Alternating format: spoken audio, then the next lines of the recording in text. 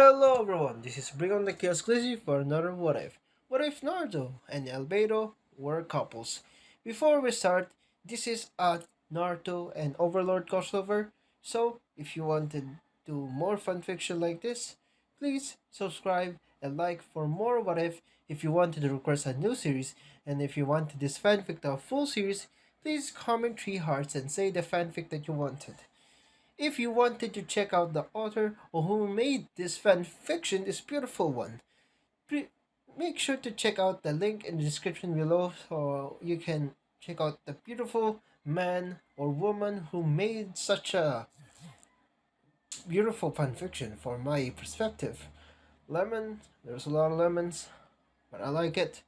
And also a bunch of drama, storylines, and expertly intricate words, you say. Just like, I can't achieve. They're so lucky. And yeah, without further ado, let's get started.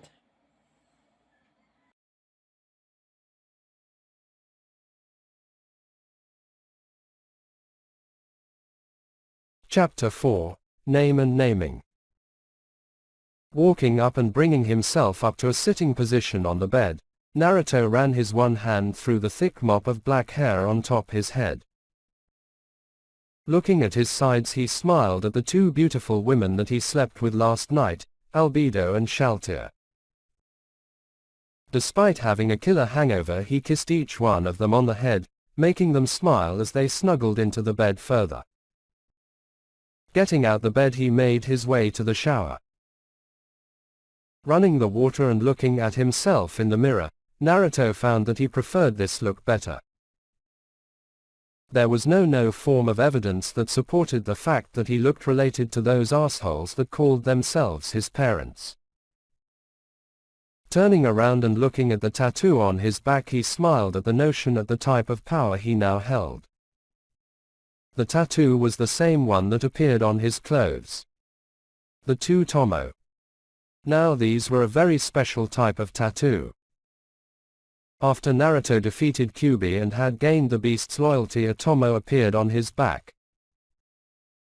Learning from Ains, who could only guess at what it could do, told the boy that the mark on his back was a sort of summoning symbol.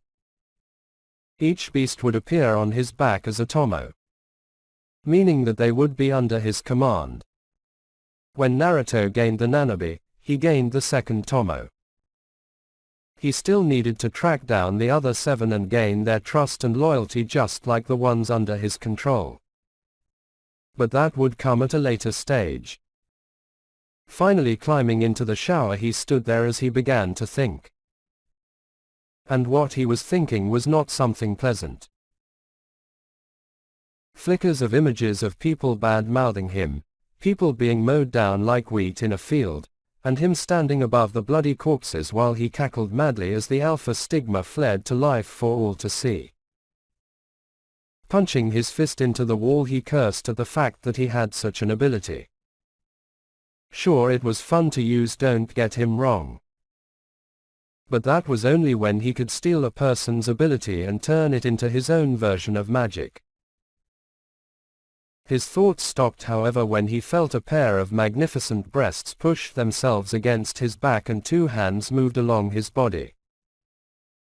Placing his hand against the wall, he looked in the corner of his eye and found Fu behind him.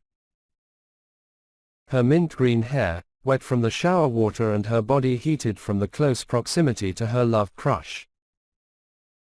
During the time that Fu lived in the tomb of Nazarick, she began to develop in leaps and bounds. And not just her fighting skills but her physical looks as well. She had grown into her body to where she had the perfect hourglass figure that rivaled Albedo's bombshell look. Her hair reached the middle of her back now, and her breasts were now a perfect DD cup. Naruto didn't love her because of her looks, he loved her for her willing nature. She wanted to protect Naruto from others. She wanted to hold him close and whisper that he was going to be okay.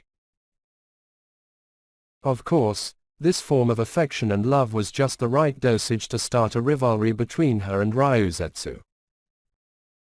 And on very occasion it was Naruto who had to break it up. Which was not fun in his opinion. That was what Naruto loved about her. Her resolve to carry on fighting for what she loved. Lemon. Feeling her heated breath against his back while her hands traveled along his torso and then headed south. Naruto spun around and captured her lips. Fu was taken back at first but melted into the kiss as Naruto's tongue was granted permission. Fu's hands snaked to now be around his neck, drawing him desperately close to her body. A feeling of wanting echoed through her mind as she moved her left leg to hook around his waist, drawing him closer to her. Naruto's hands didn't stay idle as his left hand went to knead her right breast while his other hand went to feel up her ass. Breaking from the kiss with Fu giving a moan of pleasure, she looked lustfully into his purple orbs. Licking her lips at feeling how hard he had become, she dropped to her knees, her one hand stroking the 8-inch meat rod. "Look how hard you have gotten, big boy. Why don't I help you out there?" she purred as she placed a kiss on the head. "Maybe you should," groaned Naruto as he looked down to her with a smirk. Smiling back at him, she opened her mouth and took the whole thing in her mouth. Slurping and sucking on it like a lollipop, Naruto just stood there, his head held high as he felt her wonderful mouth on his cock. Feeling her hands make their way to his thighs, he watched as she began to deep throat him, sucking him deeper into her mouth. This just went to prove just how hungry for his seed she was. Grabbing a handful of her hair, he began to pivot on his feet as he drove his cock into her mouth. For Fu, this really turned her on. Just being dominated like this was just too exhilarating for her. Soon enough she heard Naruto grunt, and after that thick ropes of hot cum splashed into her mouth. Swallowing it all, she looked up as the still hard member dropped out her mouth with a popping sound. Naruto was so high in the sky that he pulled her up and slammed her against the wall of the shower. Lifting her one leg to be on his shoulder, he positioned his cock at her entrance. He was about to plunge in when Fu placed a hand on his cheek, making him stop and look at her. "This is my first time, Naruto-kun.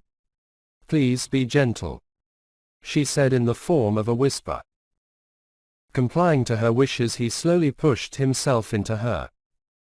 Fu bit her bottom lip as she felt the big length open her up. As Naruto pushed further in, he finally hit a barrier and looked into Fu's beautiful eyes. Seeing her give a nod of approval, he pushed past the barrier and stole her virginity.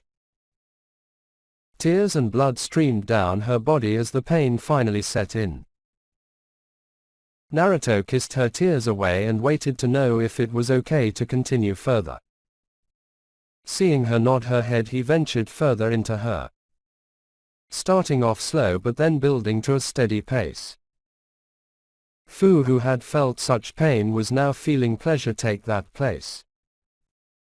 Pure ecstasy shot through her body as if it were adrenaline. Giving further into her lust and desire, she beckoned Naruto to push in further, which he was more than willing to give it to her.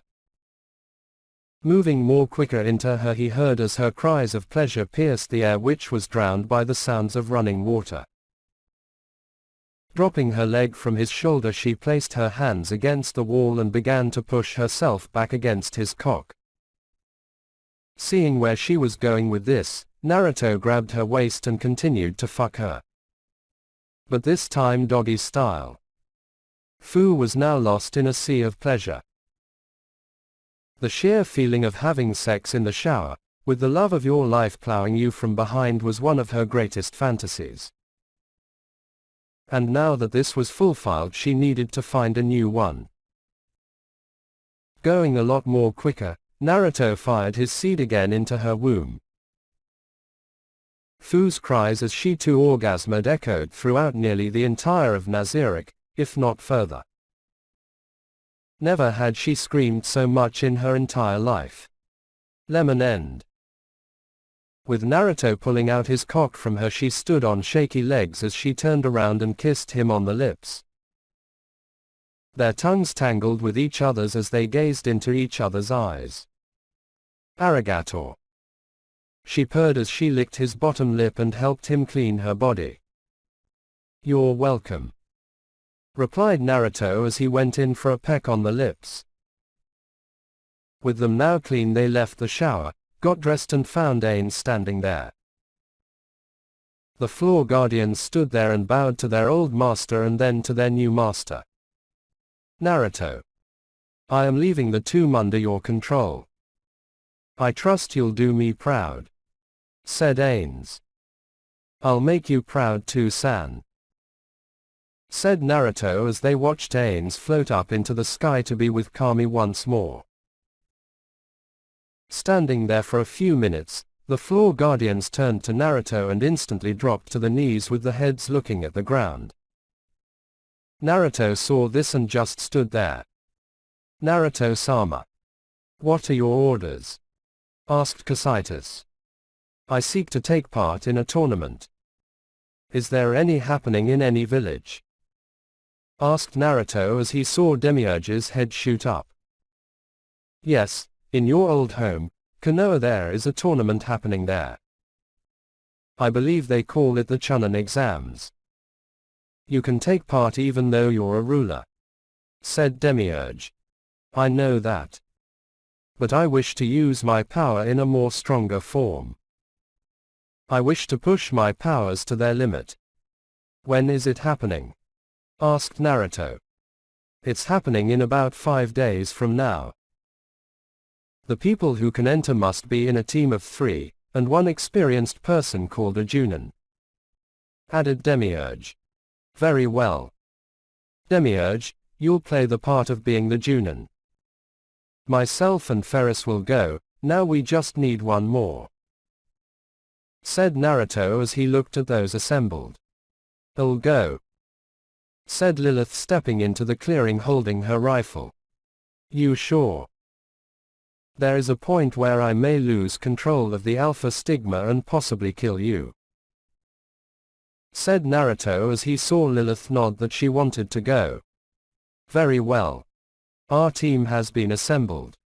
Let's. Thud. Naruto didn't finish what he was saying as the sound of something falling was heard just behind him. Spinning on his heels, he found a girl there with blonde hair and a full black outfit which consisted of a sash, black skirt and black boots. She didn't have anything under the sash other than a black bra. Walking over to her, he ran his fingers through her hair. Turning to look at Ferris, he watched as the blonde put her hands up in defense. Don't look at me, she said. Fine. Bring her inside. Hopefully she can provide just a bit of information on magic. She has got quite the amount of magic, said Naruto, only to have Ryuzetsu run up to him and bop him on the head. What the fuck? Asked Naruto as he rubbed his head where she hit him. Don't get any ideas. I know you were thinking on getting her in bed, she said, making the other girls gain glares. I would never do that without your consent, said Naruto. Whatever, just know that we'll be watching you, said Albedo and Shaltier, walking into the clearing with nothing but towels wrapped around them. So, I guess the only thing I can do is train, said Naruto as he got up with the girl in his arms. How about a little spar? Suggested Ferris. I'll spar with you after I put her in one of the rooms, said Naruto as he walked off. Despite being our new master, he has always wanted to help out, said Aura. Damn straight. That's what makes him better than any leader we've had. Ains raised him well, said Mikoto, walking in with her arms around Kurama. Got that right, Mikoto-sama, said Cositus as he and the others bowed to the surrogate mother of Naruto. The Chunin exams, said Mikoto. Don't worry, Mikoto-sama, I'll do everything in my power to protect the king, said Kurama, making Mikoto pull him into a heated kiss. Arigato, she purred. Chapter 5, Power and Powerful. For well over the time situated for the time needed to train up and get to a level they desired to be at to pass the time of the Chunin exams preparations, Naruto and Ferris could be seen training in the gardens of the Great Tomb. Naruto was launching powerful attacks of his Void Devil's magic while Ferris swung her heavy-looking sword, which surprisingly was never heavy. Bringing up his alpha stigma eyes, he began to mimic her movements and even began to take her fighting style. But with Naruto, he chose to use these powers when he needed to analyze a person's attack patterns. Seeing his opening through his eyes, he jumped in and swiped his hand across, resulting in a wave of darkness to be launched from the ground in the form of a wave similar to that of a wave in the ocean. Void's Curse, shouted Naruto as the spell was launched. Seeing no way out of this, and no chance of getting her sword to block it in time, Ferris took the full brunt of the spell. There were two modes to this spell: instant kill or painful agony.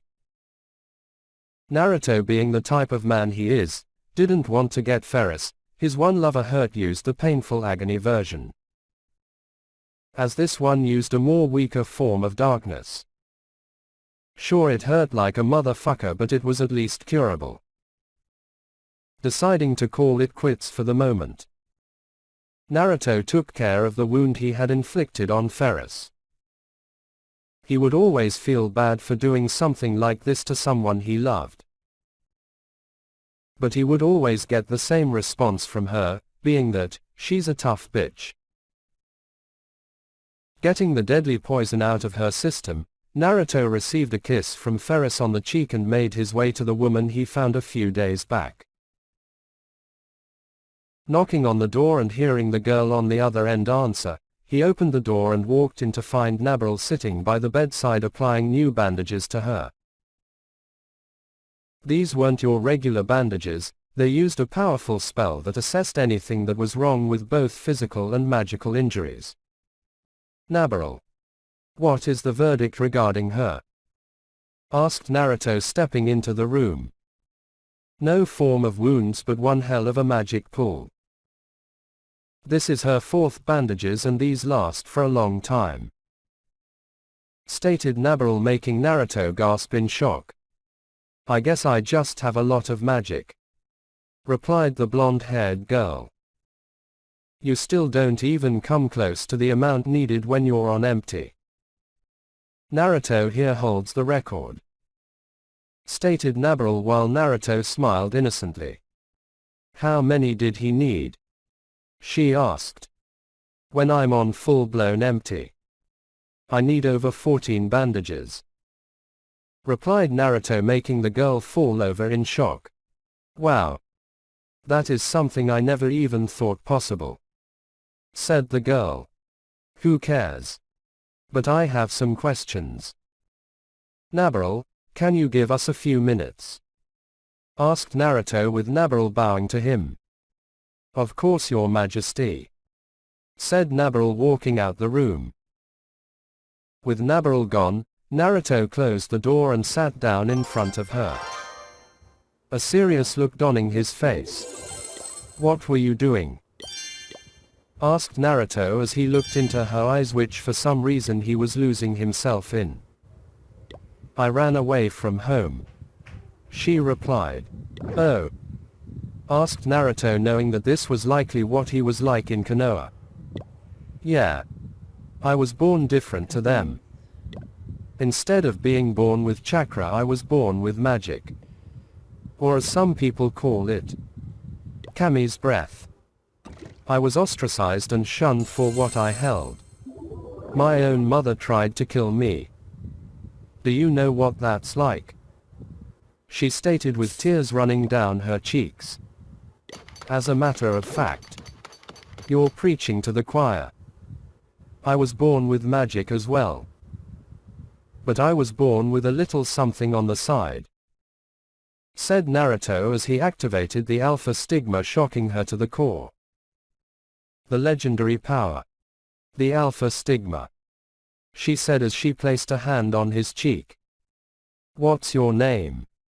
Mine is Naruto Ulgaon, said Naruto. Nice to meet you. My name is Lancelot. Lancelot Sherlock. I am an only child. But I doubt that, seeing that I left. She said. I'm offering you something here. I'm offering you the position of being part of Nazarick, the place I run. You will be part of my royal court, said Naruto, making her raise an eyebrow. What's the catch? She asked. Just one thing. You help me learn more of my magic power, replied Naruto as he watched Lancelot don a thinking pose. She could finally live without looking over her shoulder, and on top of that, she had a nice place to live in. All she had to do was teach this person how to use magic. But he looked to be so adept in it. Why ask for my help? You seem more able to use it than me, stated Lancelot with Naruto looking down. That is true. However, I can't control it when I lose control of the Alpha Stigma. And I feel that I must learn control more than anything else, if I want to control this horrid power, said Naruto. Then I accept. I'll help you, said Lancelot. Thank you. We can train when I return, said Naruto, getting up and walking to the door.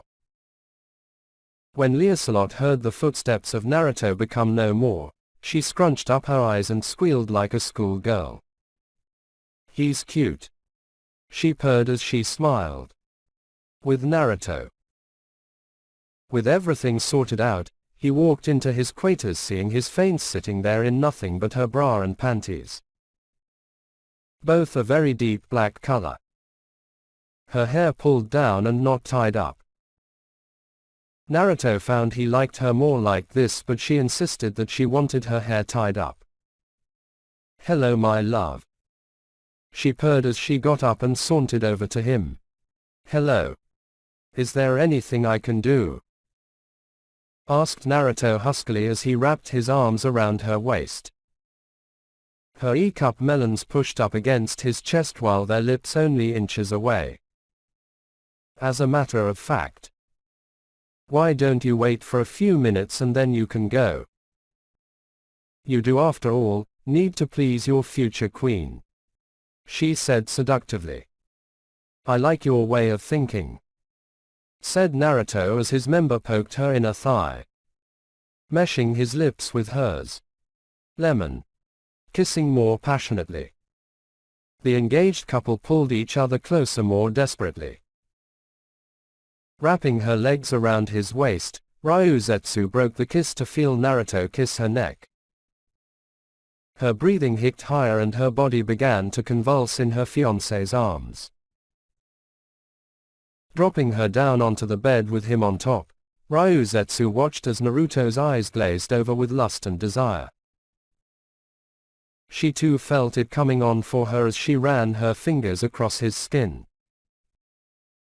Placing her hands on the black shirt he wore, she ripped it open to reveal the chiseled body she loved so much. Apart from the large scar on his chest on the right side where he accidentally tried out a new spell he learnt, only to have it backfire and give him this wound. As a result, his right lung could only take in 50% of air instead of the full 100%. He didn't care. And quite frankly, she didn't either. With Naruto's shirt ripped open, her hands traveled down to his pants and began to undo the buckle. while Naruto's hands went to her bra and unclaped them, letting her breasts have the freedom they wanted. Latching his mouth on the left breast while his other hand needed her other, she moaned into his ear while she finally had his pants undone and her hand now in his boxes, slowly stroking him. Naruto just growled as he felt her nimble fingers work on his shaft. Releasing his mouth from her melon and tackling her lips one more time, he wormed his right hand into her panties and inserted 2 fingers in, causing her to open her eyes in pleasure as she felt the fingers move about inside her. "I like that," she purred as she licked his lips. "Then how about we take this further? And we become parents," he said with a deep growl. "I think that would be best. I would like to have a family with you," she moaned as Naruto pulled his hand from her and licked them. Pinning him under her, she pulled off his boxes, exposing the meat stick she wanted so badly inside of her. Licking her lips, she felt Naruto's hands grab her panties and rip them open, exposing her sacred grounds to him.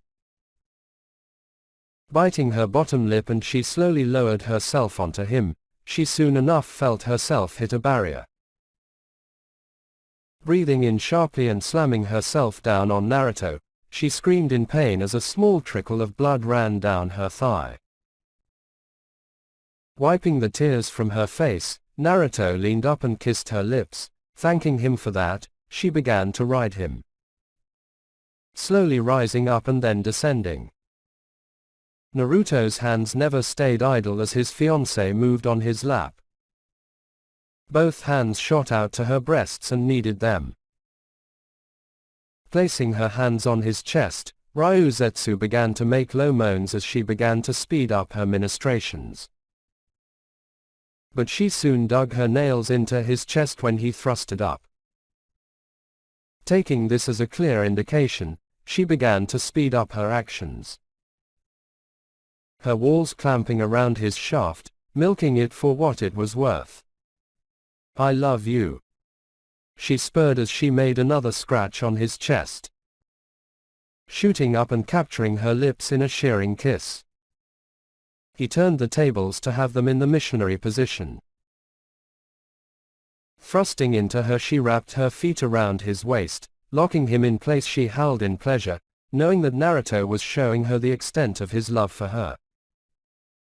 But he soon found his release coming fast. "Ryuzetsu-chan. I'm gonna." He trailed as his mind was overpowered by lust. "Inside me. Come inside me, you stud," she screamed.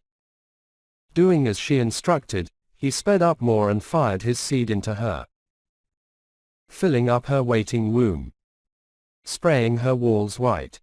Lemon end. After coming down from his high, which lasted a whole minute, he pulled himself out of her and got dressed while Ryuzetsu wrapped herself up with a blanket and stayed in Naruto's bed. "Good luck out there, big boy," she purred as she winked to Naruto, who had gotten his shirt on from his closet. "I don't need luck.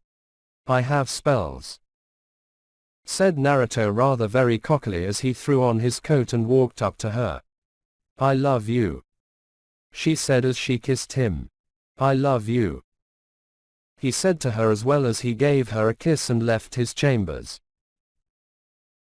Walking down the hallways and making his way to the main gates, Naruto began to assess the equipment he had. Clothes in a summon seal he created from magic, weapons that he loved using, and his talus. Wait. Where were his talismans? He remembered packing them. Slinging the backpack off his back, he ravaged through the pack in search for his talismans. They were the most crucial thing he needed. The majority were used to help suppress the alpha stigma on rare occasions. Without them he'd kill everyone. Missing something, came a voice behind him. Turning around and looking to find a woman with blood-red hair much like Lilith's, but her eyes were more different than Lilith's, with hers being a more deep purple-blue color. She wore a red kimono and she had a beauty mark on her face on the left side of her face. This woman was Fuka. Naruto saved her when she was abandoned by her team and gave her everything she needed, on one condition. She serve his every needs. She agreed to this and so she became Naruto's first mistress. The other girls didn't mind this in fact, as long as they were the ones whom would sire Naruto's children.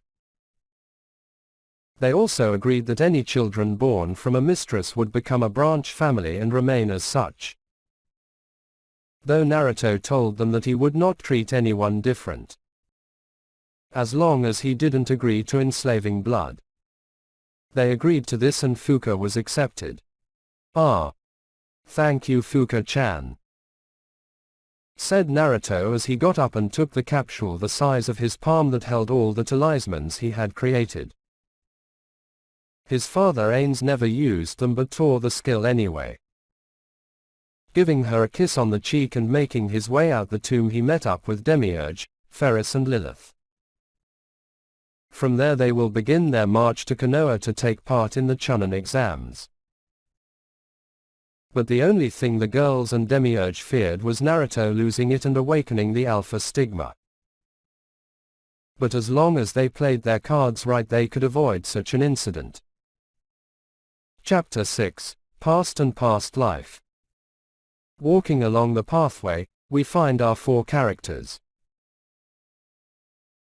Lilith had her overly big and powerful gun out, Ferris, her sword hefted on her shoulders, Demiurge rearranged his red tie and Naruto, their ruler and lover respectively, walked on point, his black trench coat tugged and played by the howling wind. The tattoos now covered more of his body. One of the many side effects of being a person who can use Void Devil Slayer magic.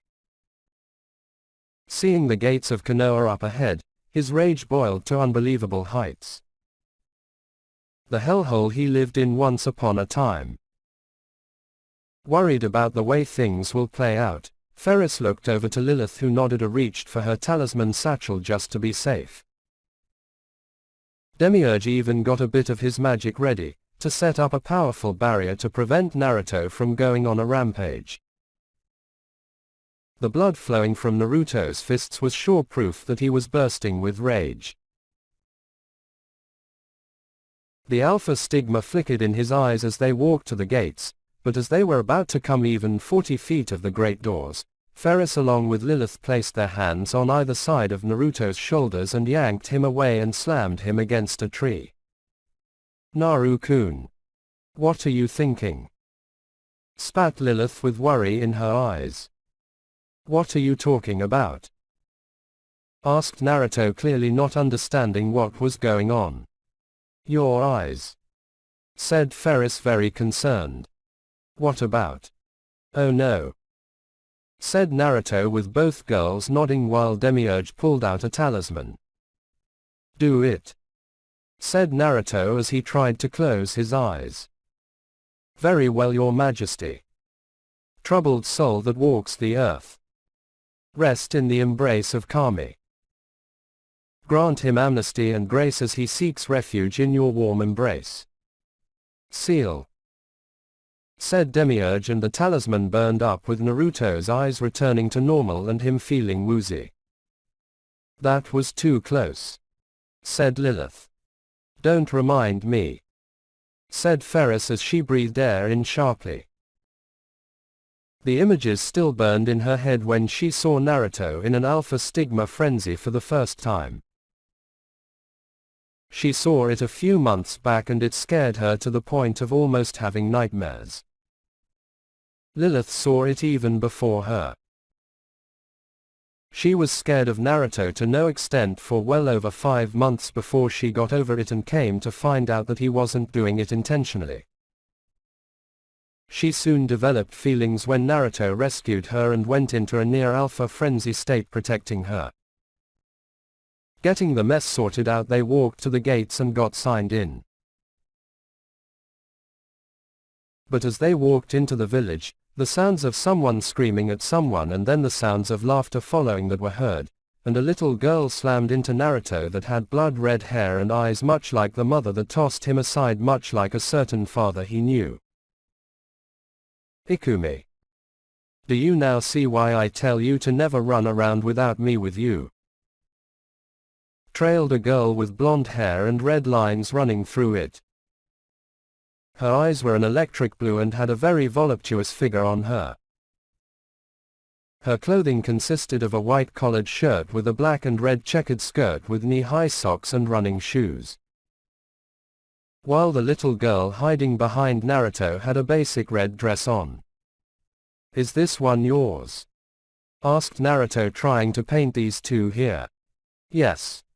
She's my sister. Her name is Ikumi. My name is Yuki. And you are? Asked Yuki, slightly blushing as she took in the man before her. The name is Nyx. Nyx Gown. This is Lilith, Ferris and Demiurge. Said Naruto as they nodded to her. Okay. Said Yuki as she then noticed the tattoos on his arms. Fascinated by them, she asked him what they were. None of your business. Spat Naruto as he grabbed his one arms and tried to hide it away. I'm so sorry. I didn't mean to ask such a question. Apologized Yuki. That's fine. But what is your surname, if I may ask? Asked Naruto, trying to settle his suspicion. Why, it's Uzumaki Namika's. I'm their firstborn and this is my sister. I'm heir to the Namika's name and she is heir to the Uzumaki name. Said Yuki, making Naruto slightly growl at what he heard. But he shouldn't be surprised as this was expected. Okay. Was all Naruto said as he walked off along with his party. Stopping and turning down an alleyway and slamming his hand against the wall, making a small dent in the brickwork, he began to have his magic swell around him violently. Thos bastards. They abandon me and then do that. They will get chewed alive in politics. They don't even know which shoelace goes with which foot. Spat Naruto. Naru-kun, they don't know any better. They were born and raised thinking that they were the only ones who have been born to the Uzumaki and Namika's families. They don't know you're their brother. They don't know that you were born with a curse which used to be a gift, and they don't know what to do should they find out about their parents' lies to them about you. Stated Lilith, with both Demiurge and Ferris nodding at the notion of what she just said. I see. So they don't know I even exist. Said Naruto, with them nodding. It may be best to keep it that way, sire. Said Demiurge. I think that would be best. Said Naruto as he calmed down. Making their way along the various streets, Naruto found a kid in a scarf and goggles on his head getting harassed by a weird guy with tattoos all over his face. A woman who looked to be around his age stood behind the makeup idiot, sighing as she grabbed the bridge of her nose in exasperation. Kankuro. Stop. He'll be here any minute. Said the blonde. Don't care. He hit into me so he must pay. So what if it with a few broken bones? Said the makeup teen. Stepping into this by casting a simple lightning spell, he zapped Kankuro on the hand and watched in slightly as the boy dropped down clutching his and in pain as lightning arced over his hand. That is a warning. The next I'll use something else that isn't lightning. Said Naruto, glaring daggers at the pajama dress up while Temari licked her lips at what she was seeing. Who the fuck are you? Asked Kankuro as he held his hand which had blood gushing out. The name's Nyx. Makeup. Said Naruto, with Ferris and Lilith giving a giggle at what Naruto said. Better watch it, boy. You would dare challenge me. Said the boy, pulling off the mummy thing on his back. Kankuro, what are you doing? Said Temari as her eyes widened in shock. Kankuro, stop. came a voice from the tree line. Looking up, Naruto felt something strange about the person on the tree.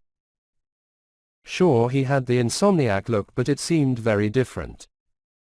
Like it was being forced onto him and not of his own choosing. Gee, Gaara. Look, this is a total. Shut up. Or I'll kill you, said Gaara as Kankuro shivered at what his brother said to him. I apologize for what he did, said Gaara, appearing before his siblings and walking off. Hey. What's your name? Shouted Naruto, only to have Temari spin around. Who, me? My name is Temari, she purred with a blush on her face. Okay, that's fair. And you, redhead? Called Naruto, making Gaara stop and turn. I know you. Naruto Ulgaon, new leader of the Tomb of Nazarick. I hope to butcher you to prove my existence is better, said Gaara, making them all go wide-eyed at what Gaara discovered. Even Naruto shocked that someone knew of his identity. Watching them walk off, Naruto clasped his hands into fists. Ferris and Demiurge looked at each other and nodded before Lilith placed an assuring hand on Naruto's shoulder. Hey. You okay? She asked. There must be something I have missed. No one knows about me being what I am, apart from those in Nazarick and Mikoto-chan. There has to be something, said Naruto, donning a thinking pose. Well, we will discover it later, but right now we need to find a place to stay, Your Highness, said Demiurge, with the girls nodding in agreement. Very well. Let's go, said Naruto as they walked off. After a few minutes, they settled down in a hotel not too far from the Hokage Tower. Looking out over the whole village, he began to have flickers. One where Kanoa was under his rule and the populace worshipped him for being such an illustrious leader to them. The other image was as if it was taken directly from hell itself. Buildings burned, people cried as they held what looked to be loved ones which were charred to bit by the incredible power of Naruto. No doubt this was an image of him being consumed by the alpha stigma. But he didn't want to think about it. He had a bigger fish to fry. One which smelt like Bayu. Opening a portal to the tomb of Nazarick and connected it to Kyuubi, he was awarded with the sounds of moans and groans of pleasure on the other side. Thank goodness it was an audio-only spell, as he didn't want to see what was going on there with Kyuubi. For his part, the greased beast was having a wonderful time. He had lunch with Nanabe and gave a new overdue to the sleeping quarters of his and Mikoto's chambers in the tomb. Too bad Mikoto was feeling horny and decided to have sex with her lover.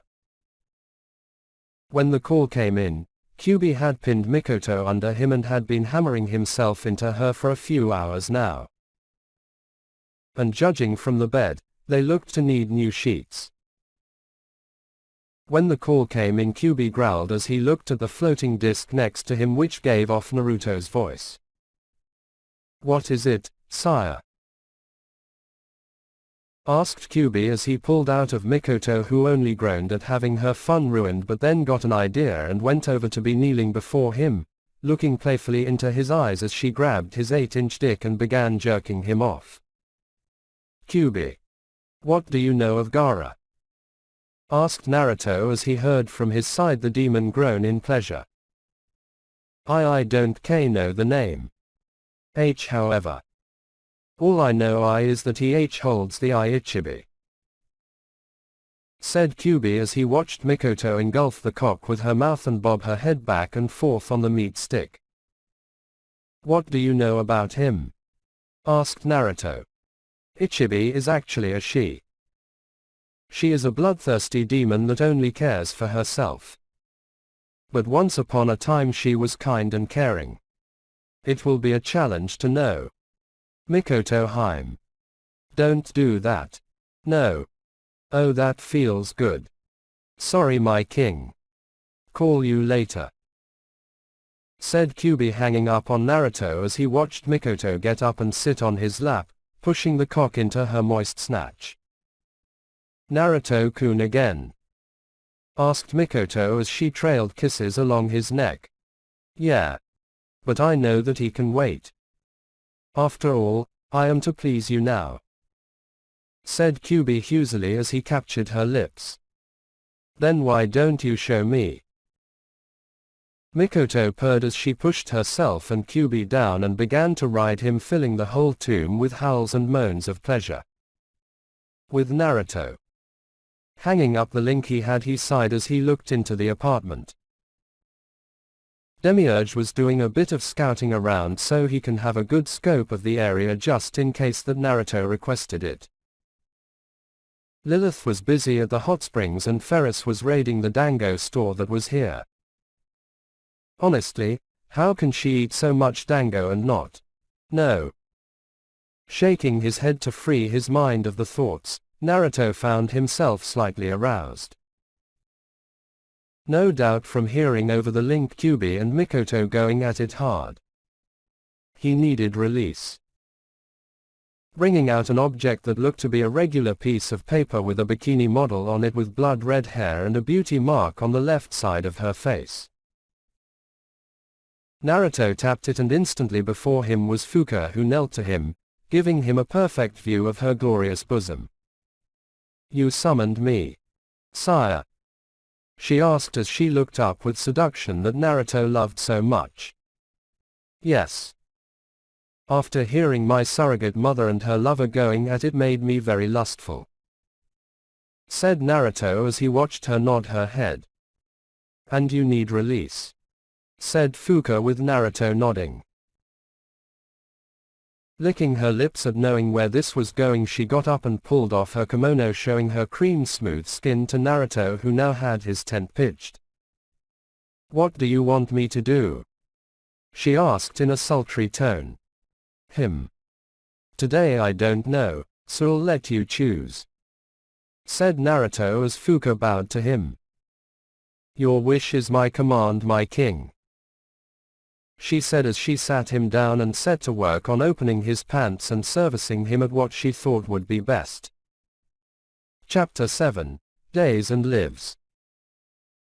Naruto right now had Fuka below him, hammering away at her as she screamed so hard the neighbors were complaining about the noise.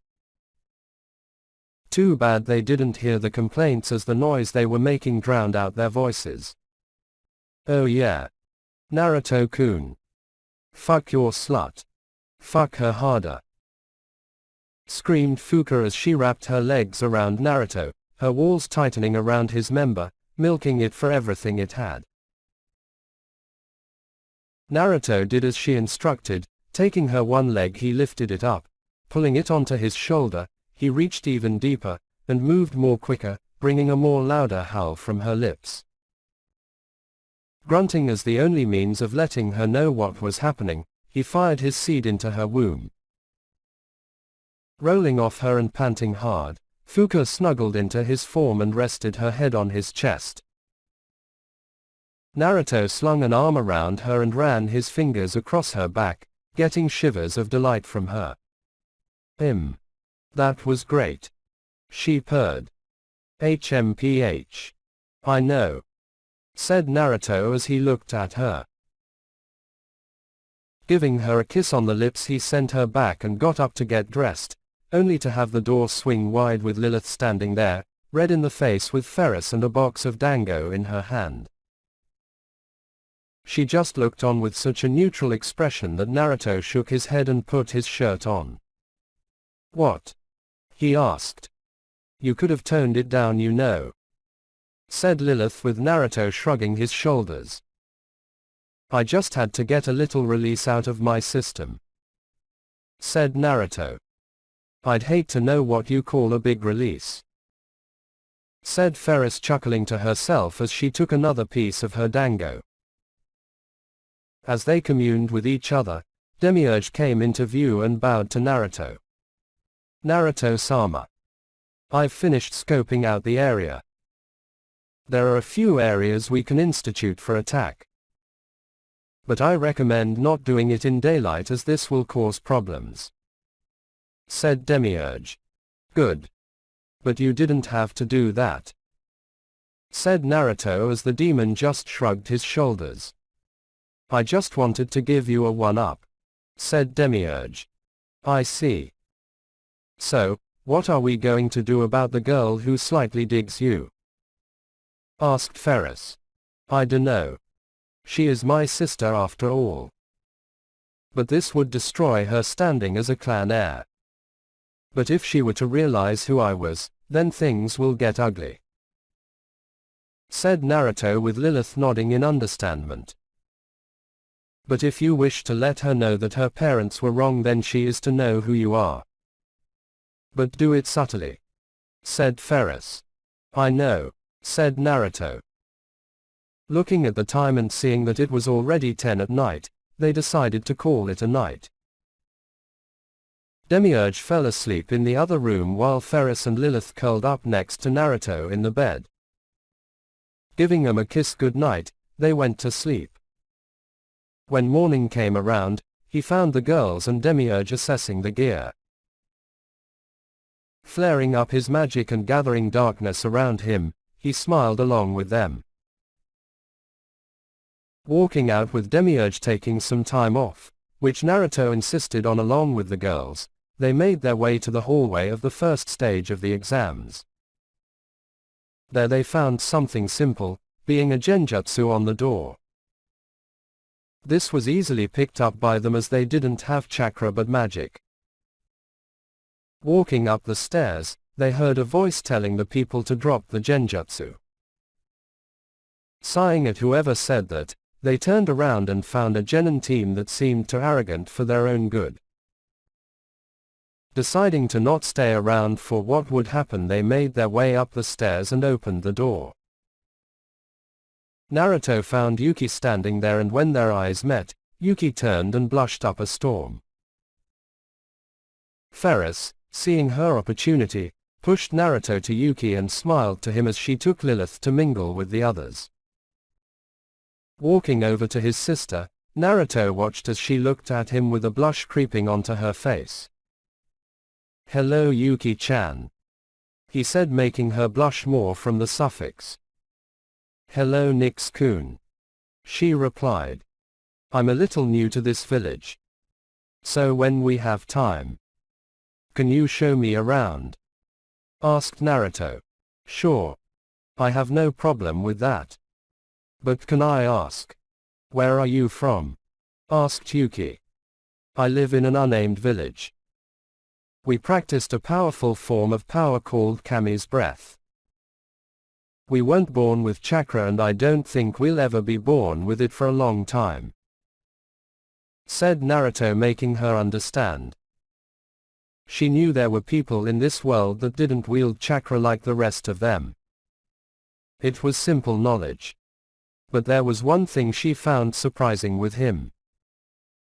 She learned from a book she once picked up that those with magic can't be sensed by a person with chakra. Only someone with magic can be sensed with another person. But for some reason, she could feel his all-powerful presence. Deciding to ask him about his tattoos on his arms, she pulled up as much courage as possible and locked eyes with him. "What are the tattoos for?" she asked. "It is my mark that I have a different type of magic. See, in my village we have people who specialize in different arts of magic. These people hold incredible power. For instance, we had one who could use Dragon Slayer magic. Myself, I can use Void Devil Slayer magic. A rare form of magic that has never been seen before," replied Naruto. "These tattoos are a sort of side effect of using my powers. The more I use them, the more it spreads. Right now they cover more of my body," he added. "All right maggots, sit down," said a man as he walked into the room in a bandana around his head, multiple scars on his face, and was clad in black. Sitting down, Naruto looked to see Ferris at the far side of the room in the front and Lilith 2 seats behind him. Several instructors walked in and handed out some papers to them. Looking at them, they looked to be impossible to do, but for Naruto they were so simple they seemed to be done by a child. Looking to Ferris and Lilith, he watched as they both nodded to him, and he knew that these were going to be easy. Starting the test, Naruto began to write a series of answers until he felt a tug in his mind. Realizing who it was, he gave them access, and he heard Lilith speak into his mind. "Naru-kun. You done?" she asked. "Nearly." "Why?" asked Naruto. "I need the answers to the last 2. Can you give me access to your mind so I can see through your eyes?" she asked sweetly. "Sure," said Naruto as he gave her access to his mind. After several minutes they stopped writing because Ibiki shouted at them. Placing their pens down, Naruto looked at each of his girlfriends. They nodded at him and he gave them each a wink, to which Lilith blushed at. Ibiki then gave them the final question. One where they stay or leave to hear it. Many of the teams up and left. But that was when everyone thought as to why they had to stay and wait for the question. Naruto left. There was a very big angle to this. And then it hit him. It was to test their resolve to panic and backing down.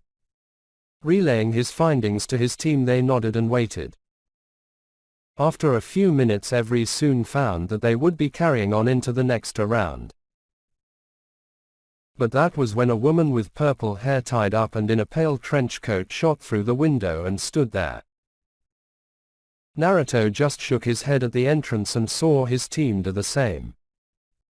"Ibiki, you're getting soft," she said as she scanned the class. "You're early, Anko," replied Ibiki from behind her. "No matter.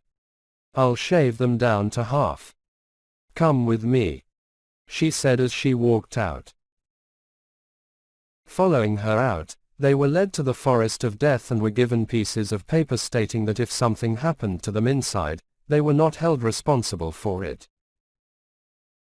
Shaying at this and getting on with the task at hand, Ferris received a scroll of heaven and were taken to their entrance to the forest. Naruto's magic flared around him in an unbelievable display of power and strength. It was incredible and yet so awesome. Yuki, from her side of the forest, felt this tremendous spike in power and knew it was next Naruto. She had gotten used to his signature and got quite scared as the power level continued to rise. Hearing the gunshot go off in the distance, they all shot into the forest and began the second stage of the exams.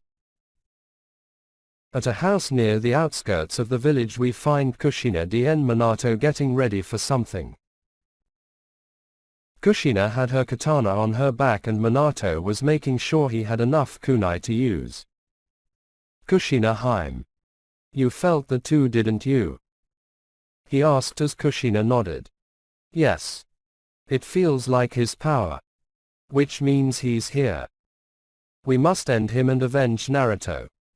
That demon must die," said Kushina as she and Minato sprinted to the forest, hoping to catch the man who gave off that powerful energy.